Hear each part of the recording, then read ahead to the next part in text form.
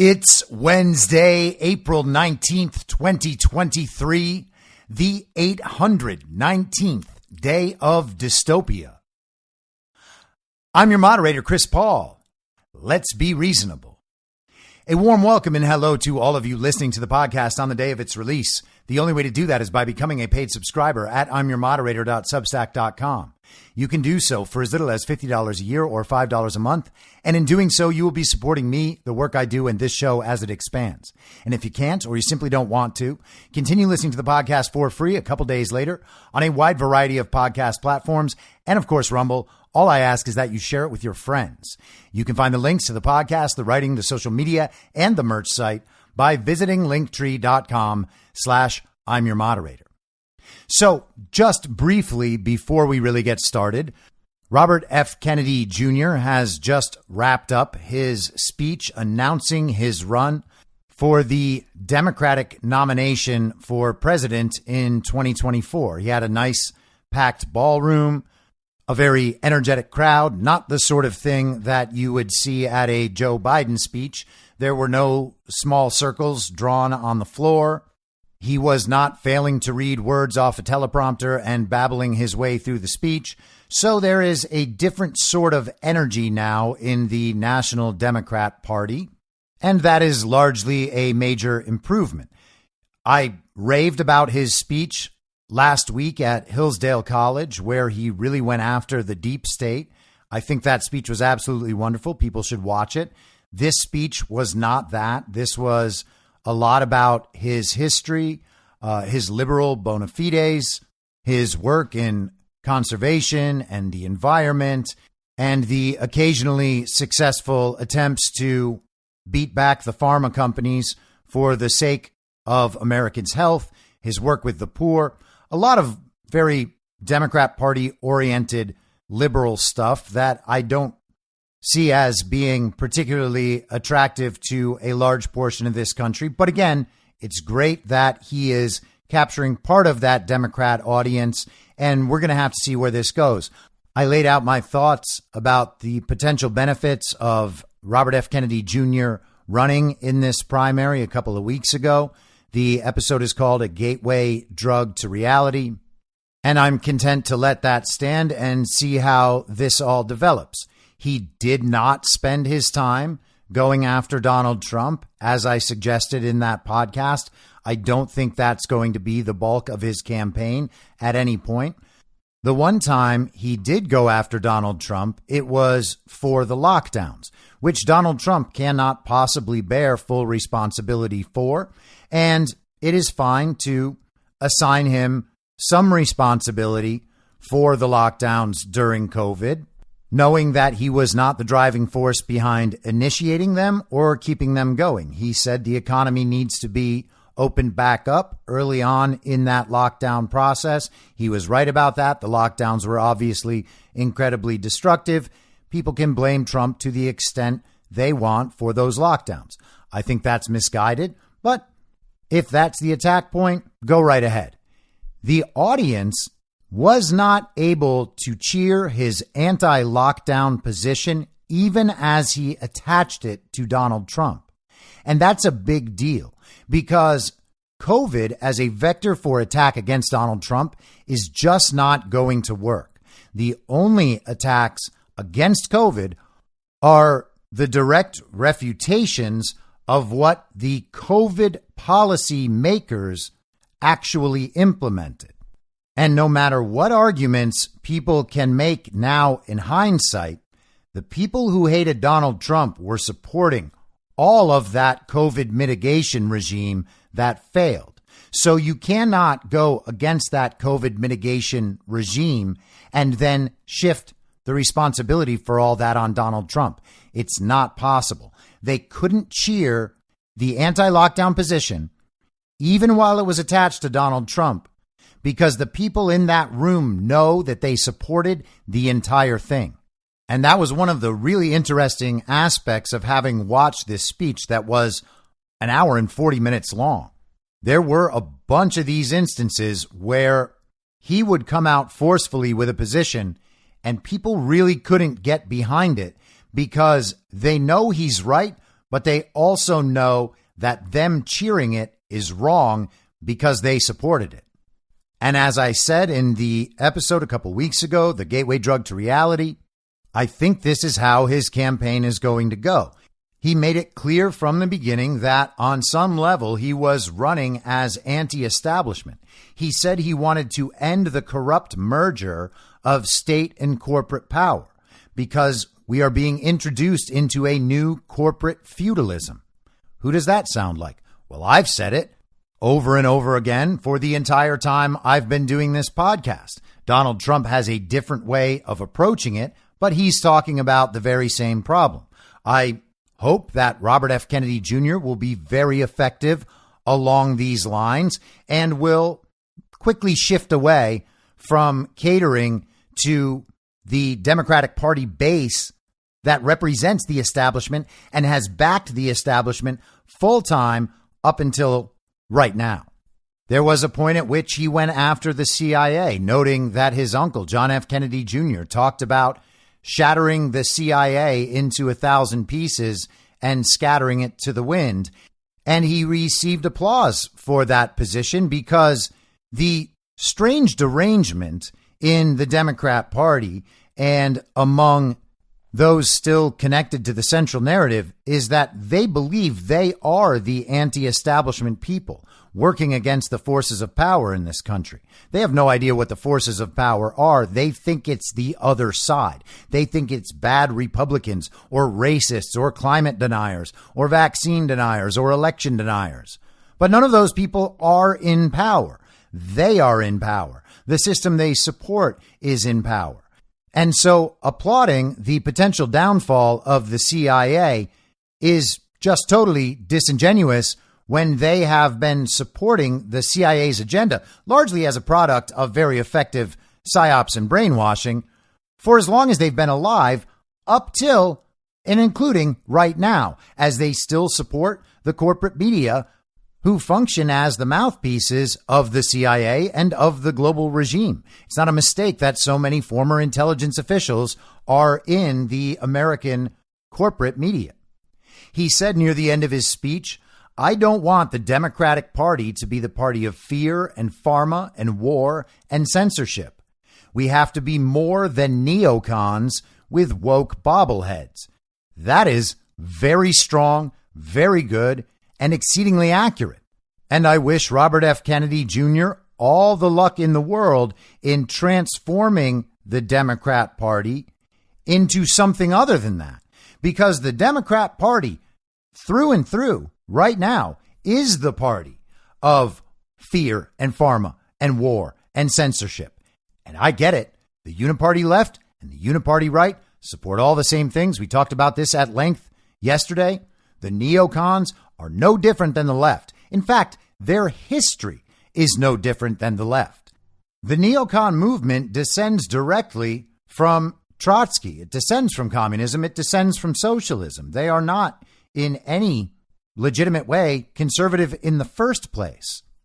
They're only conservative to the extent that conservatism over time in America became inextricably linked with being pro-war and pro-business. To that extent, the neocons are conservative, but that is only a misdefining of conservatism, not a true claim to conservatism by neocons.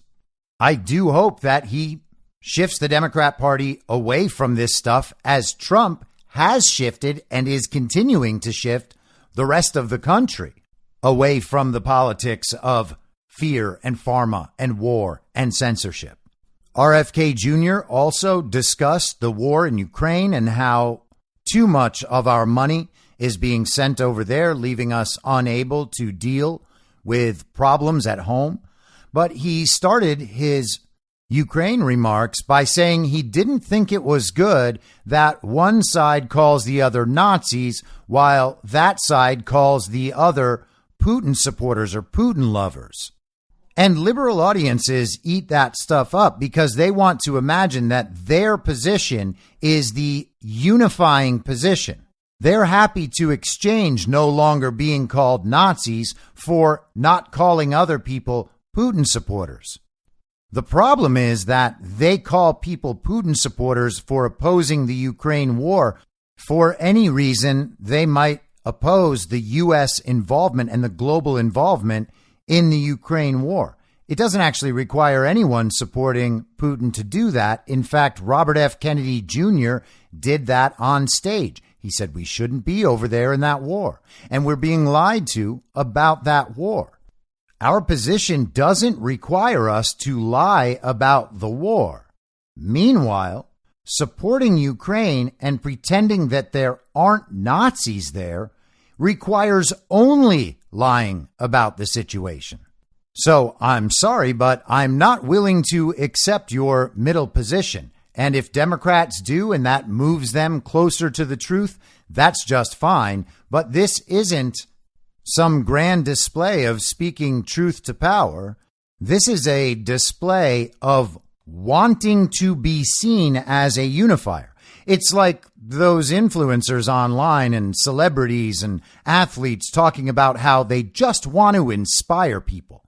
Well, you're supposed to inspire people if they respect what you're doing and your work. It's not a goal to try to be inspiring. I want to be seen as inspiring.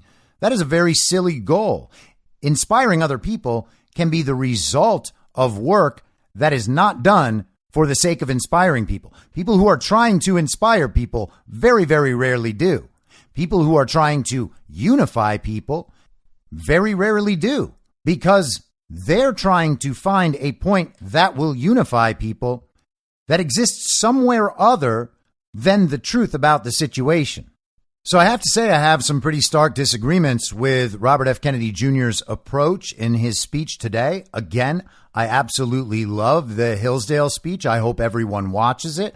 I imagine that his campaign is going to become more refined over time and that some of this messaging might fall away.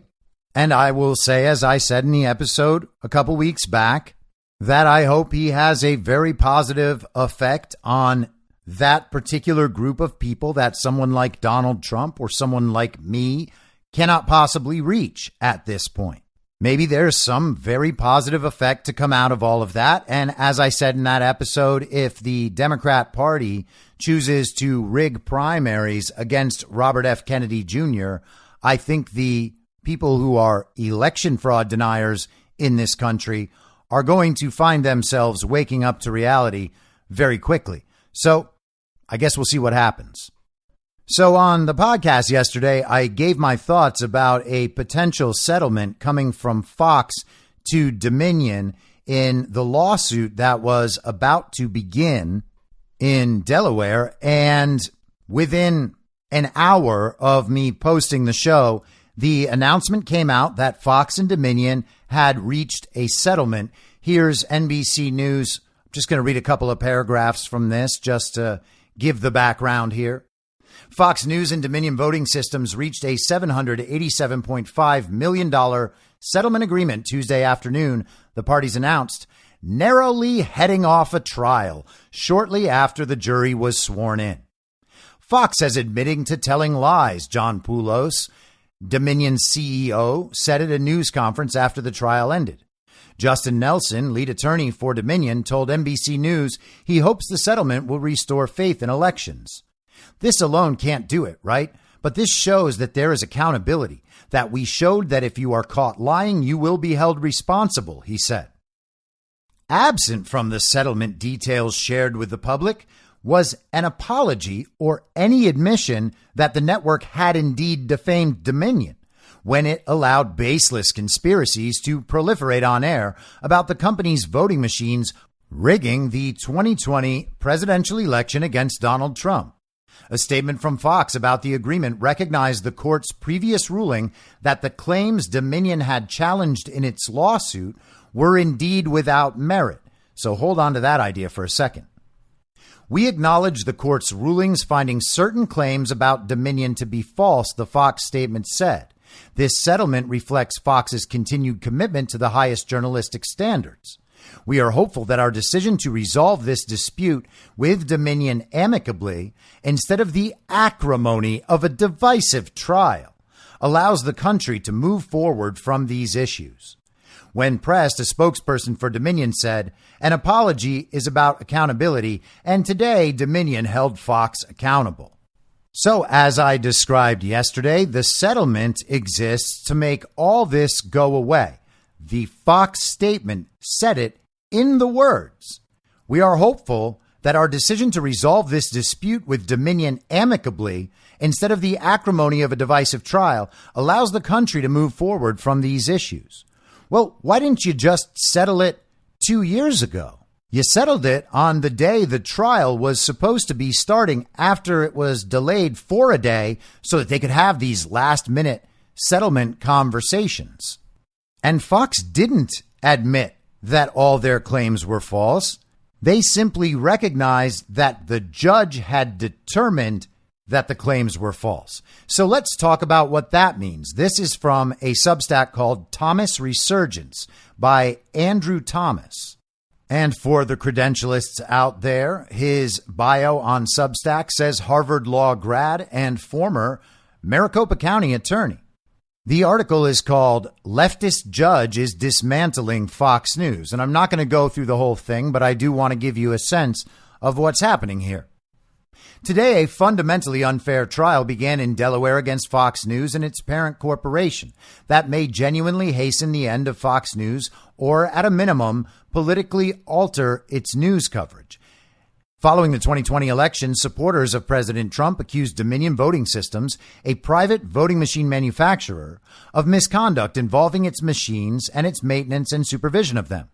In 2021, Dominion filed a series of defamation lawsuits against both Fox News and Fox Corporation for airing claims by interviewees regarding Dominion and its practices during coverage of the 2020 election.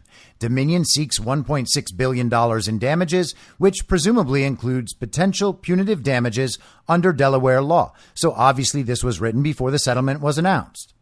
Fox contends the network did its job by reporting accurately the claims made by the sitting president, his esteemed lawyers, and others in his service.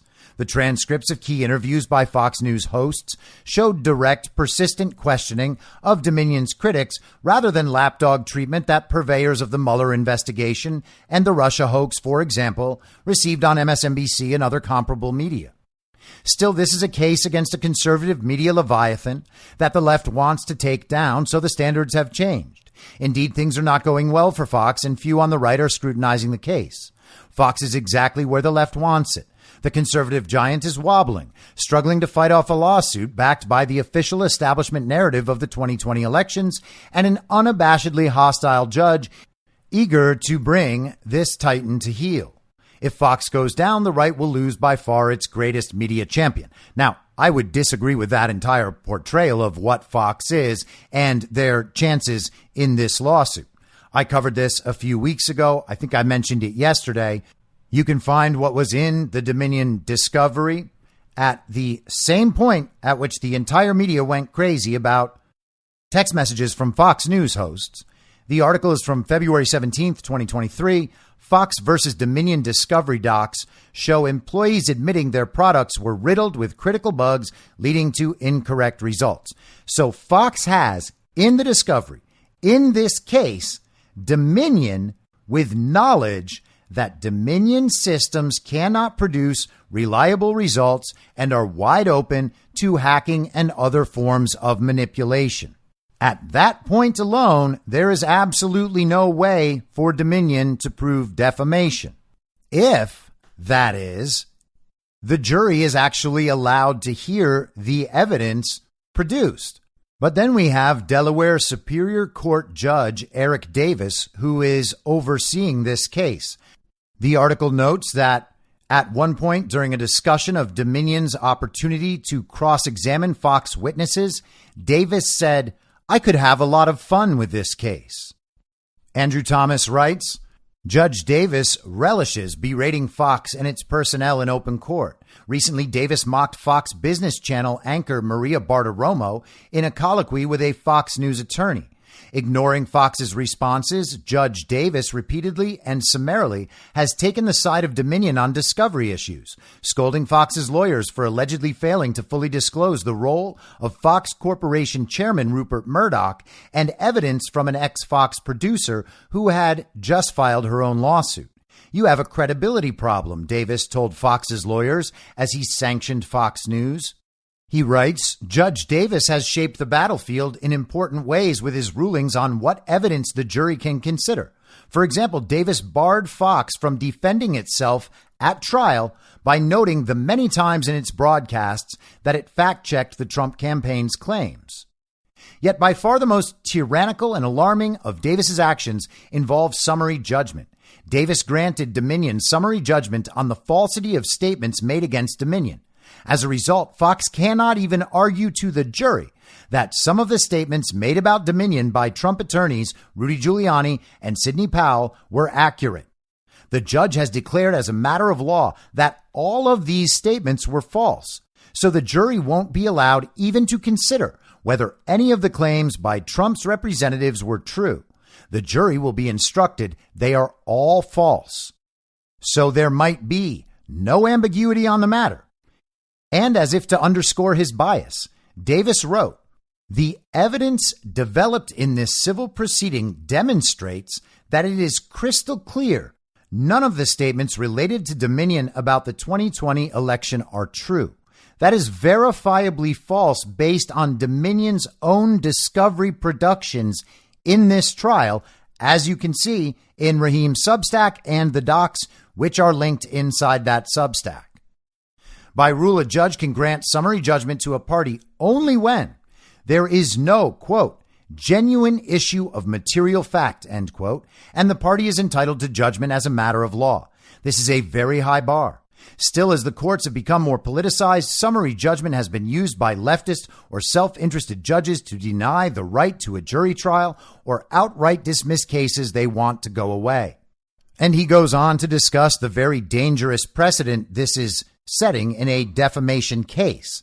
The defense is not even allowed to produce and use evidence, show the jury the evidence that their statements are in fact based in fact, even if those facts are disputable. And obviously, this is a total breakdown of our judicial system. This is rampant injustice facilitated by both sides of this. Fox News did not have to settle with Dominion. They have the facts. They obviously have an adversarial judge, but we can't pretend that they were pursuing this case in full anyway, or we wouldn't have seen this sort of settlement. They could have fought this till the end and won. And if they lost in front of Judge Davis, they could have appealed because the facts and the evidence are on their side. But they didn't do that because they wanted to preserve the status quo being a collective public understanding, however small, but largely vocal, that our elections are safe and secure and there's nothing wrong with the system. So Fox gets to protect that system, which they have spent the last 2.5 years protecting, despite this Dominion claim and this lawsuit. This $1.6 billion hanging over their head that they have used as an excuse to continue not talking about the elections. Oh, we're scared of lawsuits, so we can't tell Americans their elections are stolen, as they quite obviously are. And the evidence proves again that Dominion cannot guarantee any reliability of their results or even the security of their own systems. Now, I understand that the unfortunate part of this is that you are seeing all over the internet. I'm sure you have people texting you. Oh, you see, it's over now. The big lie has been proven to be a big lie over again. That's not what was proven here at all, not remotely. In fact, go into the discovery, pull out those documents, send those to the liberal friend and say, hey, how is it possible that Dominion knows its machines are not reliable and are open to manipulation? Doesn't that suggest that maybe our elections are not as safe and secure as you pretend they are? You don't need to be scared of these people. You don't need to back down to them while they think they're doing some little touchdown dance. They've won the game again. Ah, ha, ha. We proved we were right. No, You didn't prove you were right at all.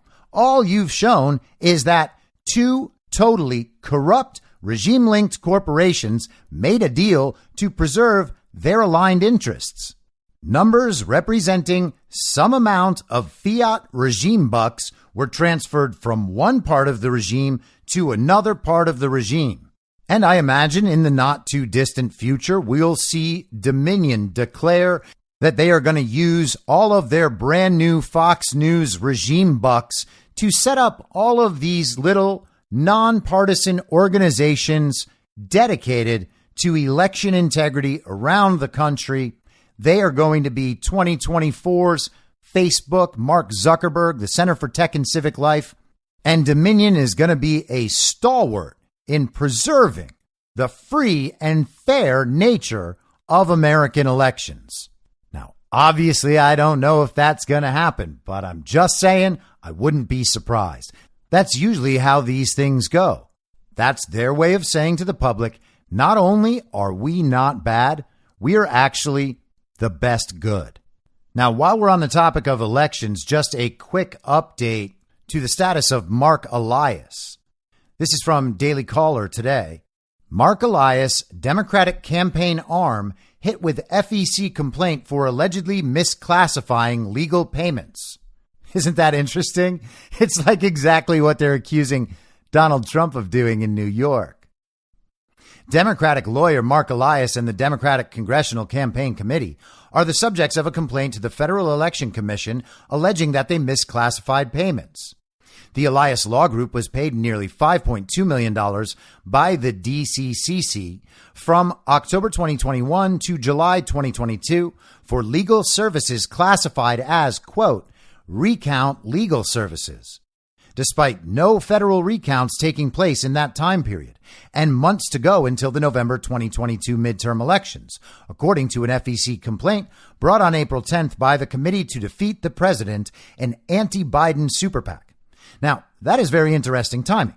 So this complaint was brought on April 10th, and within a week following that, Mark Elias parts ways with the DNC. Literally 2 days after this complaint is filed, Elias parts ways with the DNC. Sounds like something might be happening.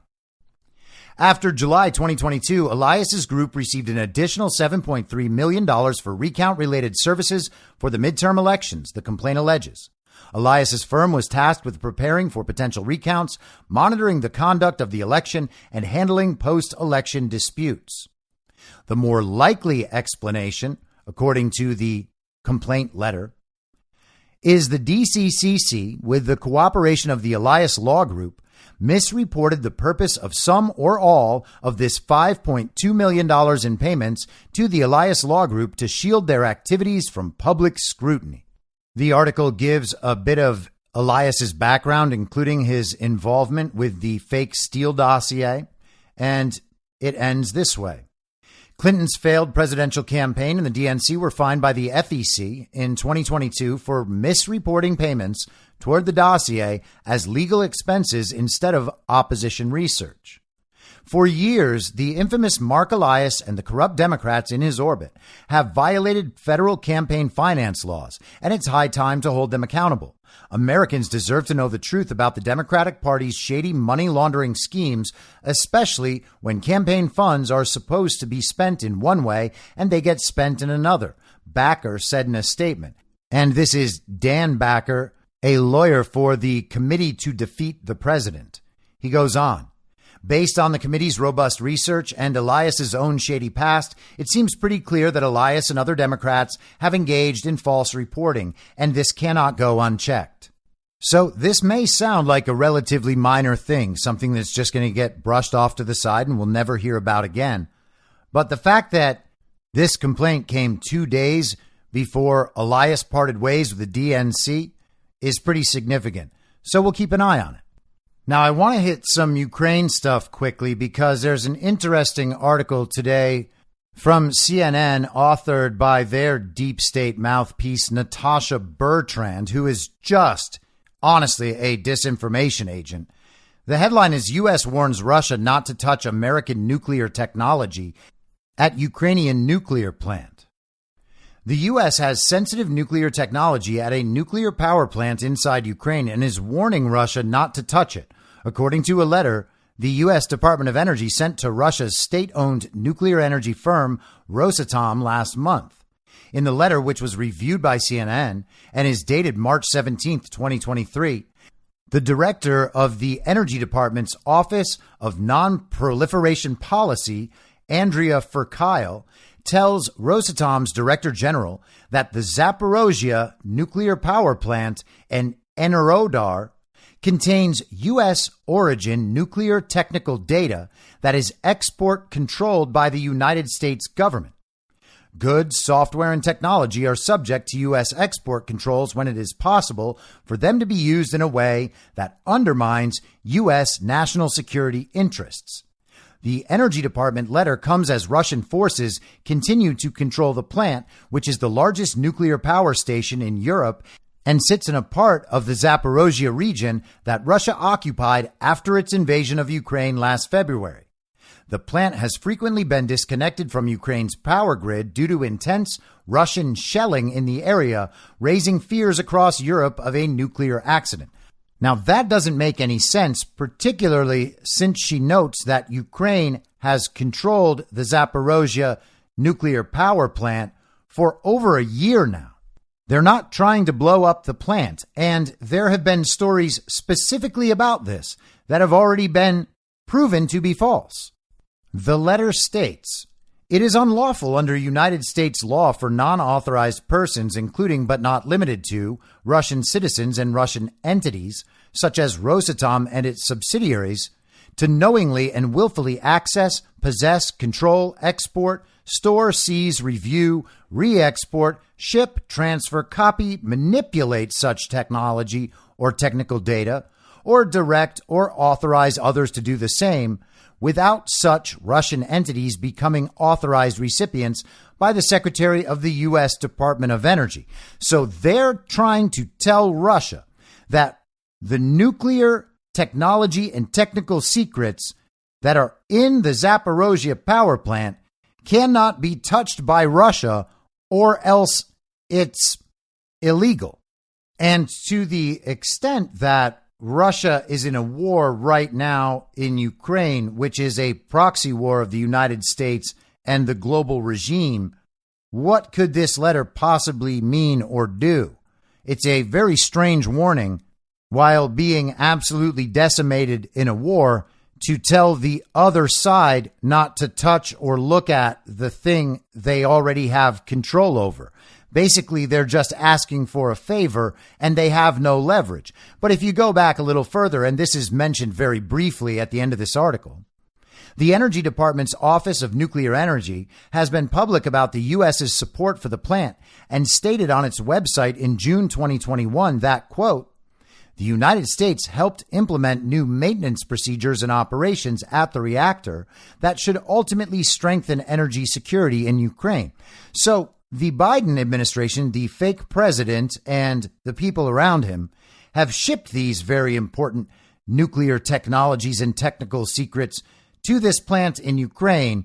Russia has as much control over this as they want, and now we have our Department of Energy asking them for a favor and saying, hey, please don't touch these nuclear secrets. I know that we're in a war and this would obviously help you, but we're going to tell somebody that what you're doing is illegal if you don't stop.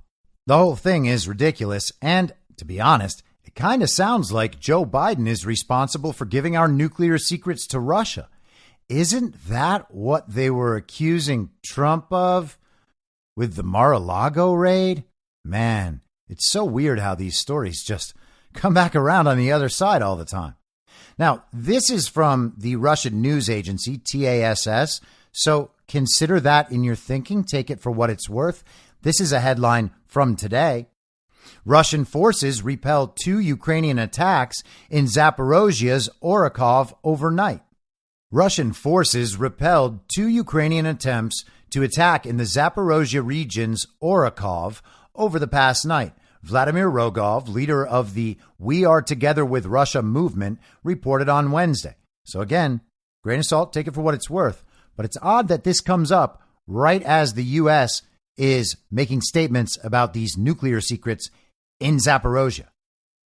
At first, on the Zaporozhye front between Kamensky and Orakov, a group of Ukrainian fighters without the support of equipment tried to conduct reconnaissance in force of our defense line in the zone of responsibility of the 291st Artillery Brigade. It was met with retaliatory fire, and the rest of the Nazis returned to their positions, he said during a Soloviev live TV broadcast. The article describes some more of the confrontation, but let's just hit the end here. On Tuesday, Rogov told TASS that the Ukrainian forces may be active combat operations on the engagement line in the Kherson region within a week. According to his assessment, in case of a counterattack, Ukrainian units would try to evade battles and try to break through to the Sea of Azov east of Melitopol in order to cut a land corridor to Crimea. In the end of March, Rogov told TASS that the Ukrainian forces summoned up to 75,000 people to the Zaporozhye front after an attempt to counterattack on March 23rd, which was thwarted by the Russian forces, who destroyed up to 400 servicemen. It is also notable that Vladimir Putin himself was on the ground in Kherson within the past week.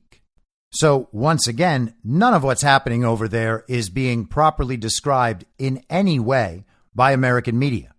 So let's get to some of the Elon Musk interview with Tucker Carlson. As you might imagine, the bulk of the conversation revolved around AI and Twitter, but they discussed some politics, some global banking, and some other subjects. The entire interview, I believe, is worth watching, but these are the moments that really caught my ear. The things like say, ChatGPT, which is based on GPT-4 from OpenAI, which is a company that I played a critical role in creating, unfortunately. Back when it was a nonprofit?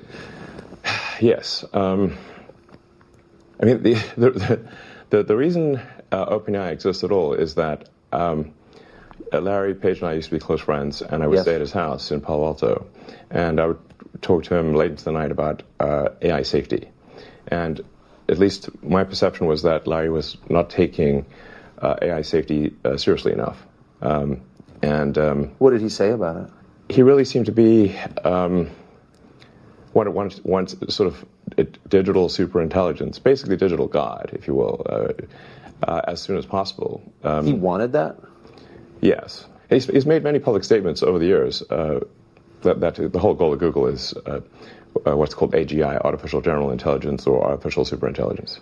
No, and I agree with him that there's great potential for good, but there's also potential for bad. And so if you've got some radical new technology, you want to try to take the set of actions that maximize the probability it will do good and minimize the probability it will do bad things. Yes. It can't just be hell for leather. Let's just go, barreling forward and, hope for the best. And then at one point, I said, well, what about, we're going to make sure humanity's okay here. And then he called me a speciesist. Did he use that term? Yes. And there were witnesses. I wasn't the only one there when he called me a speciesist. And so I was like, okay, that's it. Yes, I'm a speciesist. Okay. You got me. What are you? Yeah, I'm fully a speciesist. Busted. So that was the last straw.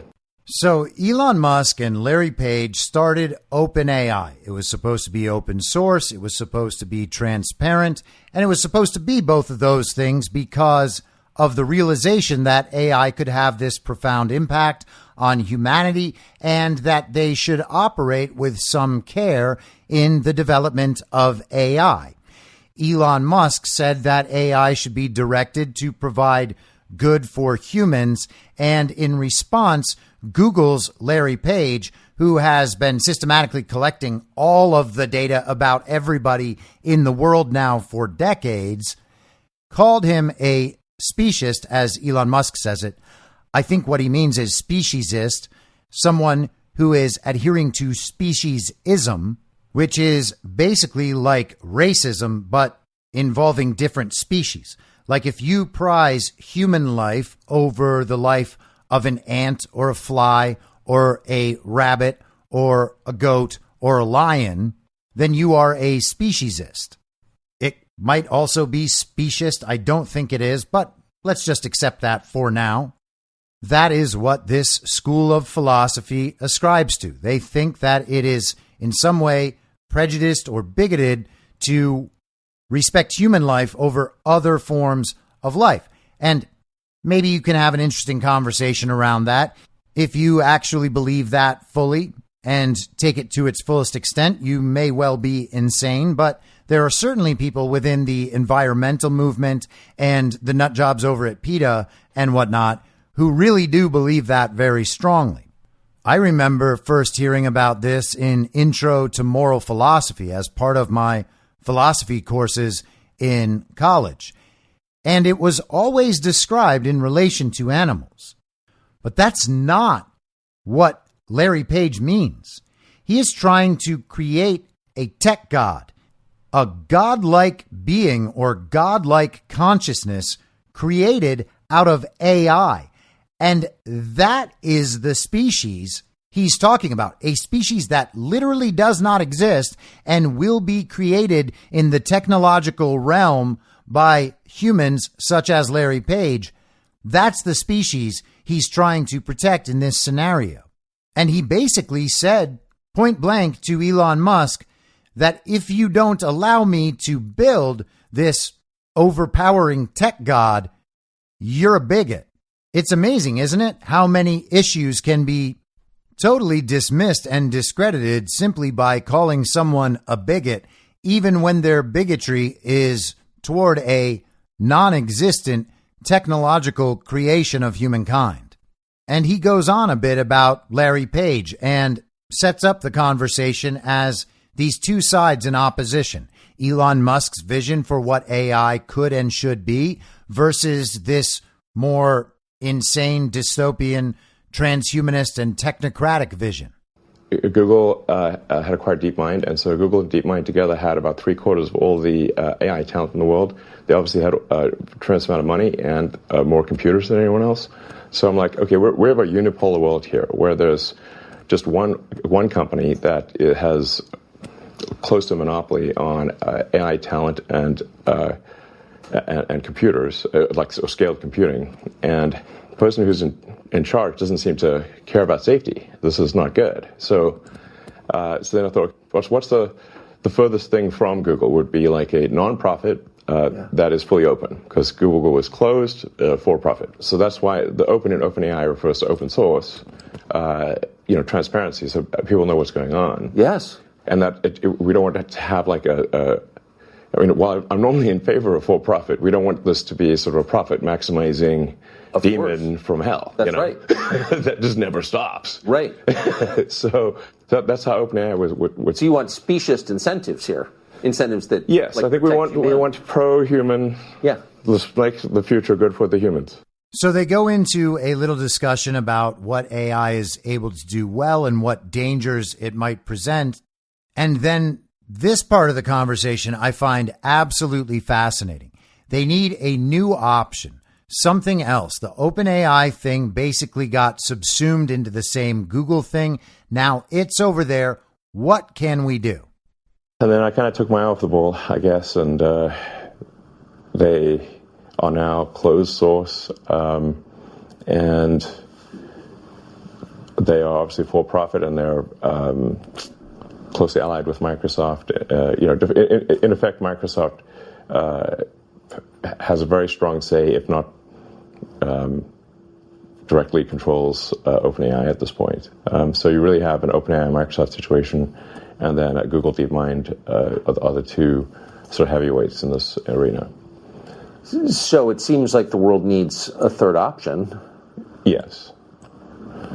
So I think I will create a third option, although it's starting very late in the game, of course. Can it be done? I don't know. I think we'll see. It's definitely starting late, but I'll try to create a third option, and that third option hopefully does more good than harm. Like the intention with OpenAI was obviously to do good, but it's not clear whether it's actually doing good or whether it's... I can't tell at this point, except that I'm worried about the fact that it's being trained to be politically correct, which is simply another way of being saying untruthful things. Yes. So that's a bad sign. There's certainly a path to AI dystopia is to train an AI to be deceptive. So yeah, I'm going to start something which I know you call Truth GPT, or a maximum truth-seeking AI that tries to understand the nature of the universe. And I think this might be the best path to safety, in the sense that an AI that cares about understanding the universe it is unlikely to annihilate humans, because we are an interesting part of the universe. Now, that is a very interesting approach. The common example that has been used in discussions around AI for a very long time, when the discussion on how to direct AI arrives, uses an example of, well, what if we set the AI up to do something rather innocuous, like produce paperclips? The AI's goal is to maximize for paperclip production. Well, at a basic level, that doesn't sound like a big deal, until it expands and it wants to increase its capacity to produce paperclips at the expense of humans or the planet or animals or whatever else. And we end up with a world full of paperclips where all life has been extinguished in pursuit of paperclip maximization. Then you have the Larry Page view, where he thinks the purpose is to create some sort of superhuman tech god. Elon is rerouting these interests and saying that it is possible, theoretically at least, to design an AI bent on discovering truth about the world, and to continue discovering truth in its observation of the world, taking interest in all parts of the world, is likely to protect and preserve humanity, because it sees humanity as an interesting part of the world. It is similar to the inclination humans have to preserve animal life and not want to see species of animals go extinct. But the search for truth for humans in some way mirrors the search for the truth of God. And generally, people committed to that motivation are probably not as inclined to go around trying to seize power from other humans, take over other lands, destroy societies and civilizations, at least to the extent that they are committed to the principles of truth-seeking and that search for the truth about our existence and about God, rather than using that truth to then amass power and control. It's a very interesting description of direction and purpose that isn't brought up very often in these AI discussions. And on its face, at least, it seems to be certainly a less threatening direction for AI to go in than the Larry Page model. Now, between those two clips, they took a little tangent into this little discussion while they were talking about Larry Page and OpenAI. How did it get this way? I thought you funded it at the beginning. What happened? Yeah, well, that would be ironic. But the most ironic outcome is the most likely, it seems. I'm stealing that. That's good. That's actually a friend of mine, Jonah, came up with that one. I actually have a slight variant on that, which is the most entertaining outcome is the most likely. But that's entertaining as viewed from a third-party viewer. Right. Like, so if we're like an alien TV from on show. High, yes. Yeah. Like you could go see a movie about World War I, and they're being blown to bits and gassed and everything in the trenches, and it's like you're eating popcorn and having a soda. It's fine. Not so great for the people in the movie. True. This is Occam's razor. The simplest explanation is most likely. Jonah's variant, which is irony, and then my variant, which is the most entertaining as seen by a third-party audience. Now, I've got to say, that view lines up pretty well with my own and how I approach this podcast, which you may have noticed. I think that things are going to get continually crazier on all of these different levels until people realize what's going on. I've talked about this many times. I think that we are basically seeing reruns of the same stories over and over again. Different characters, different places, different times, Slight changes in the plot points, new additions to the old version, and we just see them circle back through again and again and again. Immigration, inflation, taxation, the insurrection, COVID, lockdowns, masks, vaccines, mail-in ballots, election fraud, all of the issues. We see them come around again and again and again and again. And each time we see the story come around, the people who have not woken up double down harder on their position, making it harder for them to ever get out of that position.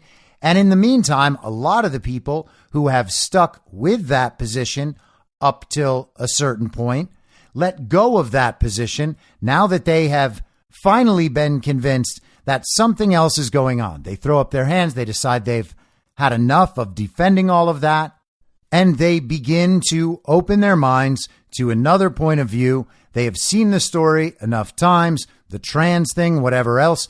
There are people out there who have supported all of the trans stuff up until a few weeks ago when they see the Christian school shot up by a trans terrorist. They see the Dylan Mulvaney on a Bud Light can. They see all of this stuff going on and they say, enough is enough.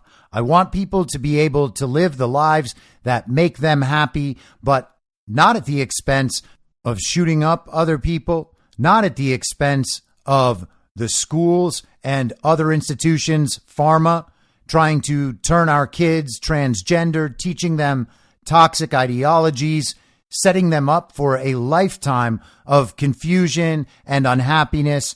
I'm out. That's where people eventually need to end up. And so they'll be told these stories over and over and over again. And the contrast in these stories between right and wrong will be increased each time. It's going to be a more intense version of the story every time until they wake up, understand what's happening, and understand they can no longer support the position they used to support. And at that moment, maybe it's possible that they change. We see that pattern repeating over and over and over again. And the point is, and I believe the point Elon Musk is making, that from a third-party perspective, as people who aren't involved in the situation, the most entertaining option is the most likely. And he provides that entertainment doesn't necessarily mean you're going to love seeing everything that happens.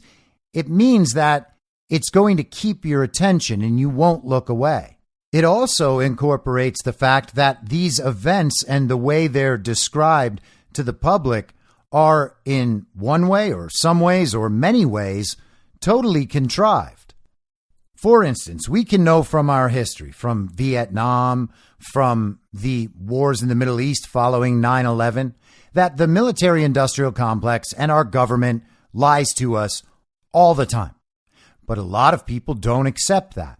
And so we see during the beginning of the Ukraine war, all of this mis and disinformation flowing from the global regime's propaganda mouthpieces. We see stories about Snake Island. We see stories about the maternity hospitals. We see stories about the ghost of Kyiv. And it turns out they're all false. They're all quickly and easily debunked. No one ends up believing them. But they were huge, ridiculous stories that a lot of people hooked into and then found out were false. Their attention was grabbed. It didn't end up how they thought it was going to end up. And the natural reaction in that scenario is to get mad at the people telling you this false information that proves pretty quickly to be false. And what he's describing turns out to be a pretty decent way to perceive what's going to happen in the future when you understand or you accept or believe that the narrative we're being given by both sides, all sides, however you want to describe it, must be convincing while it is attention grabbing and entertaining to that extent. You can look at the recent Donald Trump indictment. Does that mean that the walls are closing in and Donald Trump is going to spend his life in prison? Of course not. It's ridiculous. But we need to see that our society has reached that point and that these sorts of things are possible, despite all the norms that we've been taught for our entire lives about how this sort of thing could never happen. Certainly not here. This is the stuff of banana republics and authoritarian dictatorships. But then it comes here and people see it. And the people on that side, they go crazy. They think that the walls have finally closed in. We are going to get Donald Trump. And a bunch of the people who used to be on that side will say to themselves, this has gone too far. I cannot do this anymore. And they begin to open their minds. That's happening by virtue of these situations becoming more and more extreme. And if you're the sort of person like me who has woken up in the last 7 or 8 years, particularly the last 3 years, then you've probably experienced this yourself. So what he said was a bit tongue in cheek, but there's also a very serious element to that. And it is a pretty good observation of what is actually happening in the world right now. If you've been listening to this show for a long time, you'll know I have different opinions, a different viewpoint, a different belief on how Twitter was acquired, being the most powerful information weapon in the history of mankind. I don't simply buy that Elon Musk put $44 billion together and was able to purchase this information weapon from the regime. That does not make any sense to me, and I don't care what the reports are. I don't care what anyone says about it. It is not something that conceivably can happen in the world. I have said things that are priceless are not acquired for $44 billion from the richest and most powerful people in the world, especially not when the very thing that's acquired is part of what gives them the most power and wealth in the world, and having someone else control it can strip them of that power and wealth. Now listen to what Elon says here. You said you bought it because you believe in speech, free speech. You've had a lot of hassle since you bought it. In retrospect, was it worth buying it? I mean, it remains to be seen as to whether this was financially smart. Currently, it is not. We just revalued the company at less than half of the acquisition price. Did you really? Yes. No, my timing was terrible for when the offer was made, because it was right before advertising plummeted, and you cut the high water mark, I noticed. Yeah. So I must be a real genius here. My timing is amazing. Since if I had bought it for at least twice as much as it should have been bought for. But some things are priceless, and so whether I lose money or not, that is a secondary issue compared to ensuring the strength of democracy, and free speech is the bedrock of a functioning democracy. Yes. And the speech needs to be as transparent and truthful as possible. So we've got a huge push on Twitter to be as truthful as possible. Some things are priceless. He describes, when discussing getting rid of most of the staff at Twitter, how Twitter is basically just a group text application at scale. And that's essentially what it is. It is not that complex. And while it's extremely popular and it has been used for the last, 16, 17 years as one of the sources of information that has shaped and largely controlled our culture. It dominates the political conversation, dominates financial conversations. It dominates the public conversation at large. It had the ability to shift public opinion, to shift markets, to overthrow countries, to change the results of the elections. It's had a profound impact. But its impact is not in its technology, and in many ways, it's not in its user base either. It was priceless because they were working with governments and working with transnational corporations, working with intelligence agencies. It's all that data and all the ability to control conversations in a way that the other sites simply can't do. That's what makes it priceless. It was $44 billion because, to the extent that it was a public company, there were shareholders and people who needed to get paid, processes that they had to go through for the public optics, in my view, and for obvious reasons if you don't ascribe to my view. But the control that it gave to whoever owns it and the influence and power that was exerted through that platform is what makes it priceless. And Elon Musk said right there, he and I have never talked about this before. He's the one saying it's priceless. It's clearly not just a business decision. Now, could Elon Musk be a very bad guy who is tricking us all, just like Donald Trump is tricking us all? Sure, we cannot be absolutely certain. And you might think I'm making too much of his comments, but I don't think so. How many ways are you supposed to read that? He's just saying it's priceless because he cares that much about free speech? He might care a great deal about free speech. It hasn't led him to put everyone back on the platform yet, that's for sure. But it's clearly not just a business or financial decision to him, and it's worth considering what that means. No, I didn't have enough cash to acquire it, so I would need, support from others, from some of the existing investors. I would also need a lot of debt, and so it wasn't clear to me whether an acquisition would succeed, but I thought I would try. And ultimately, it did succeed. Anyway, here we are. But when you got there and all of a sudden you own it and all the data on the servers belongs to you. And it belongs to the people in my view, but yes. So this, by the way, is about 5 minutes later on in the interview. And it's kind of directed toward the same subject I was just discussing.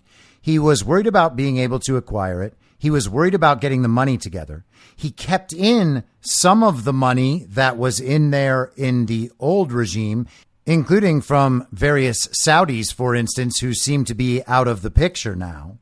And then he describes all the data as belonging to the people. So I get that people think my theories are crazy sometimes, but just listen to him talk about it. It tracks with my theory exactly. But then the conversation reroutes into Twitter's platform security and what happens to all this data.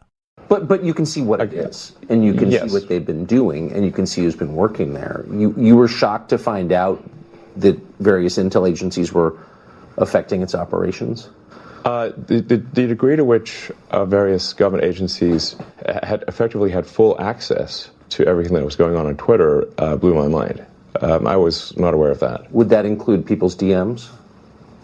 Yes. Yes, because the DMs are not encrypted. So one of the things that we're about to release is the ability to encrypt your DMs. That's pretty heavy duty, though, because a lot of well-known people, reporters talking to their sources, government officials, the richest people in the world, they're DMing each other.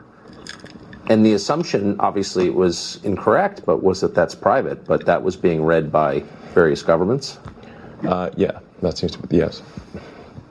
It's scary. Yes, it is. Like I said, we're moving to have the DMs be optionally encrypted. I mean, there's a lot of DM conversations which are, just chatting with friends. It's not important. Of course.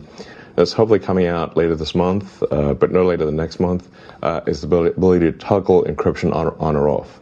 So if you are in a conversation you think is sensitive, you can just toggle encryption on, and then no one at Twitter can see what you're talking about.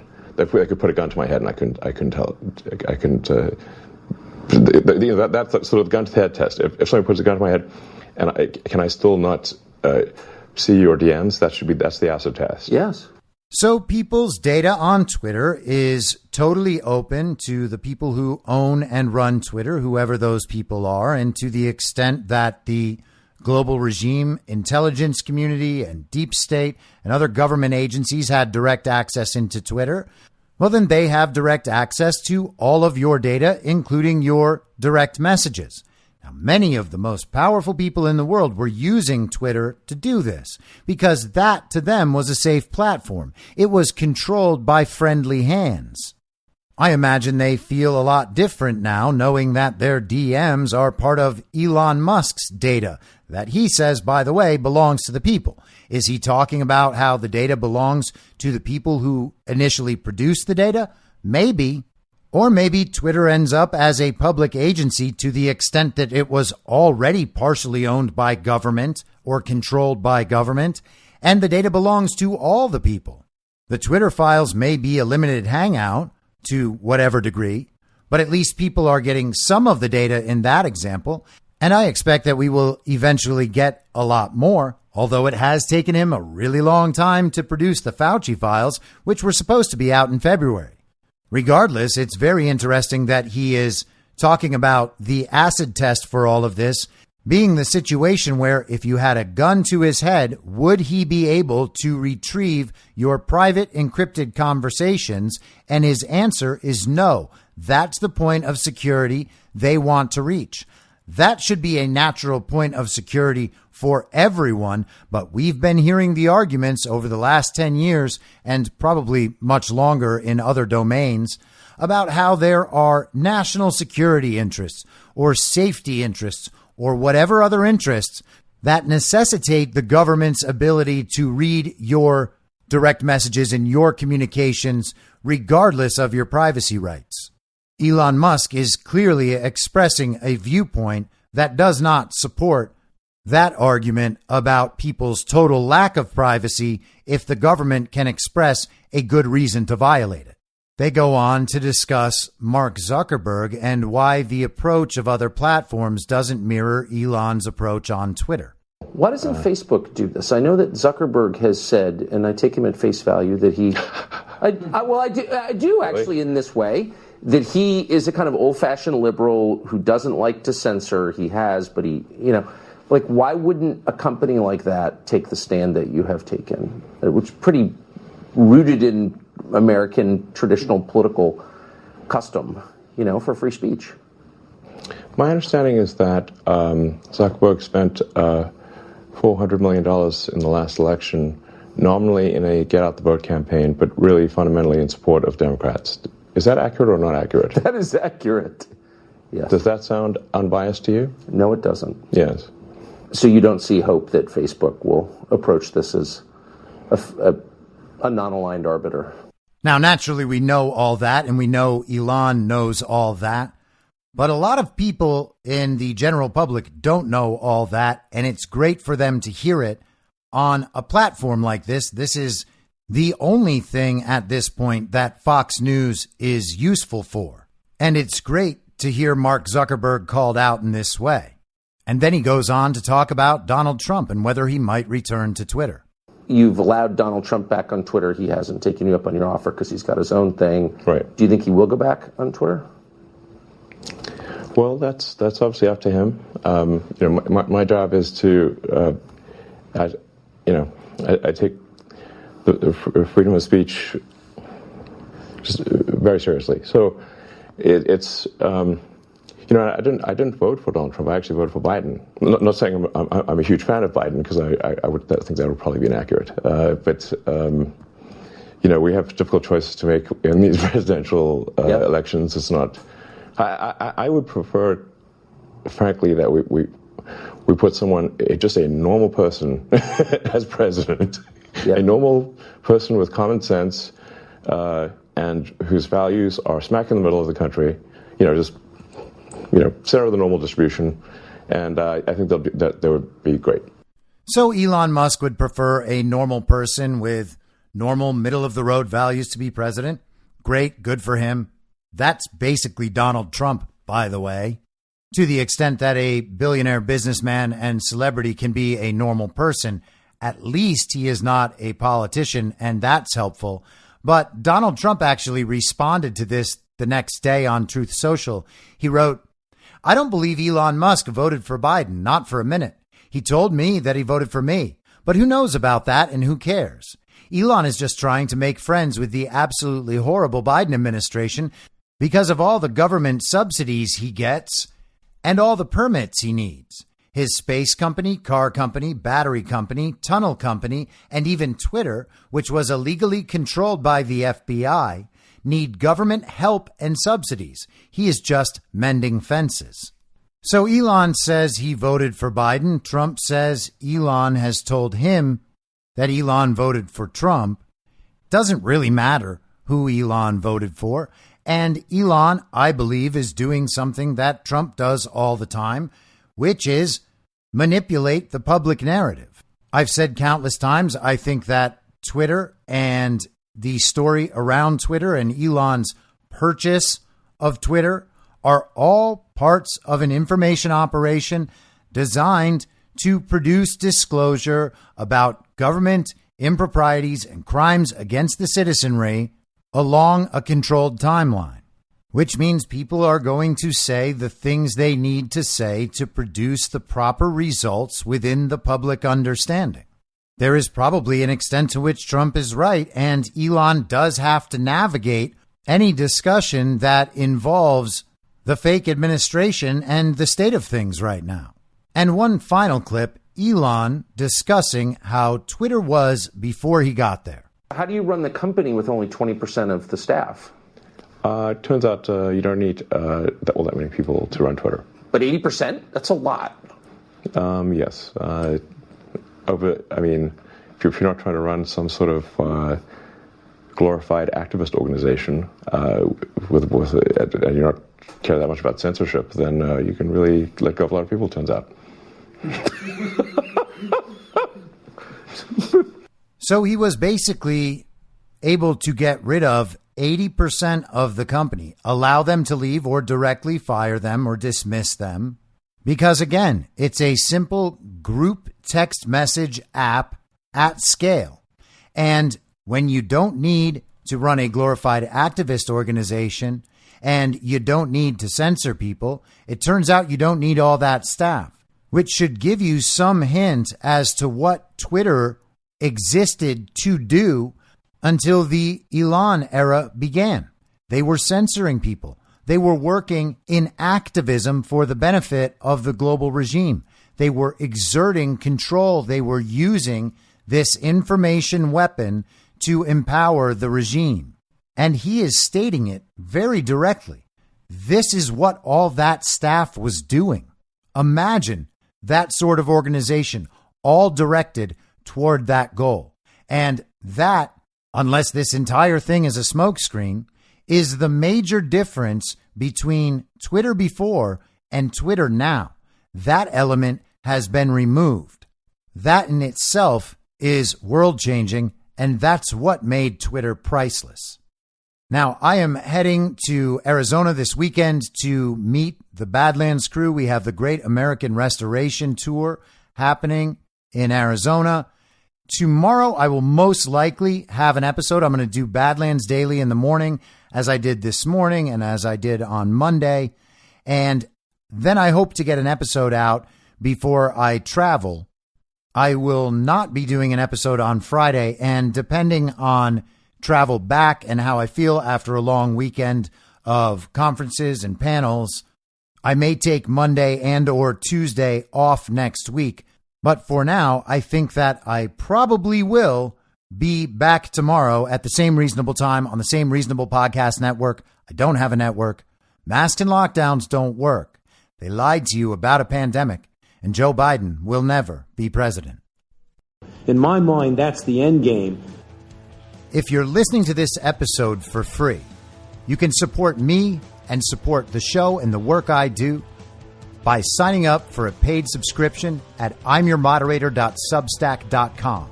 You can do so for as low as $50 a year or $5 a month. Comes out to under a quarter per episode, and you'll blast right through the paywall for all of the writing. The merch store is www.cancelcouture.com, and you can find everything else by heading to Linktree, linktree.com/imyourmoderator. And I'll see you soon out on the range.